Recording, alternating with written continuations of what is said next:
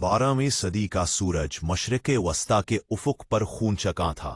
सलीबी जंगों की भड़कती हुई आग ने मुक़द्दस सरज़मीन को अपनी लपेट में ले रखा था। मुसलमानों का क़िबला अव्वल बैतुल मुक़द्दस गैरों के कब्ज़े में कराह रहा था।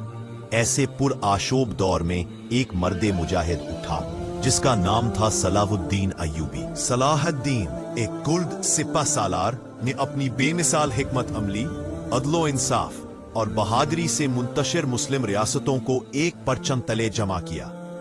इसका ख्वाब एक था बैतुल मुक़द्दस की आज़ादी। साल हा साल की जद्दोजहद के बाद वो लम्हा आन पहुंचा जब सलाहुद्दीन की फौजें बैतुल मुक़द्दस की फसीलों के सामने ख़ैमाज़न हुई। सलीबियों ने शहर का दिफा करने की हर मुमकिन कोशिश की, लेकिन ईमान और अज़्म से सरशार मुजाहिदों के सामने उनकी एक ना चली। 2 अक्टूबर 1187 ईस्वी का वो तारीखी दिन था जब सलाहुद्दीन अय्यूबी फातिह की हैसियत से बैतुल मुक़द्दस में दाखिल हुआ। ये फतह किसी खून रेजी का नतीजा न थी। सलाहुद्दीन ने शहर के बासियों, ईसाइयों और यहूदियों सब के लिए अमन और अमान का ऐलान किया। उसने उनके मुक़द्दस मकामात का एहतराम किया और किसी किस्म की लूट मार की इजाजत न दी।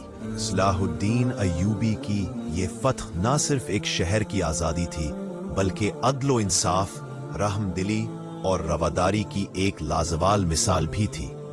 आज भी तारीख इस अजीम कायद को इसकी बहादुरी, हिकमत और इंसानियत दोस्त रवैये की वजह से याद रखती है।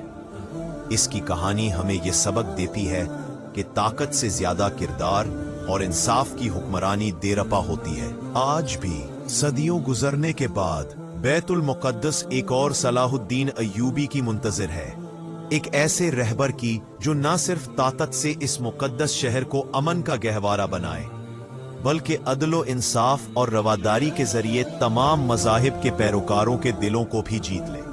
क्या तारीख एक बार फिर ऐसे अजीम कायद को जन्म देगी?